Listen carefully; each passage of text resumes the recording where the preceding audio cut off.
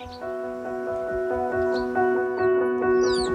फुकाएर खानासाना खाएर बस्तु फुकाएर के अरे गोठालोमा जाँदा के अरे म गोठालोबाट के अरे बस्तु हेरिरहेको थिएँ। भुइँचालो ठुलो आगे है, घरहरू सबैजना सबै हल्लिएर बस्छ, मान्छेहरू सब भाग्दै थिए। मलाई त्यति बेला डर लाग्यो।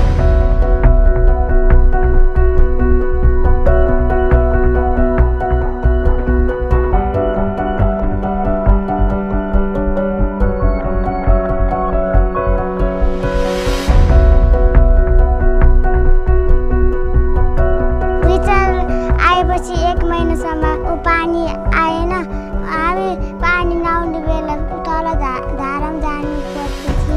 म स्कुल आउँदा क्लासरुमहरू सबै भक्दै थियो। मेरो क्लासरुममा पिल्लर आछ, मेच चुटेछ, मेच यस्तो सबै भाँचेको ढुङ्गाले।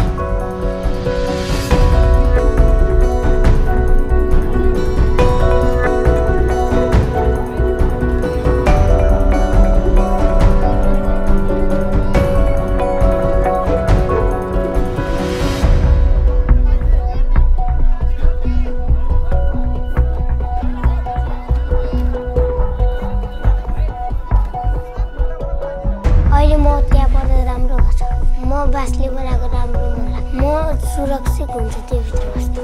कल भिजन र यहाँ अब पानी बनाएर यहीँ पानी खाएर गाउँको सबैले पानी खाइरहेछ। हामीलाई किनिदिएकोमा धेरै खुसी लागेको छ है। के अरे ओल्ड भिजनले हामीलाई के अरे बर्खामा घाम पानी यस्तो बाढीले लैजानुबाट हामीलाई बचाइरहेको छ।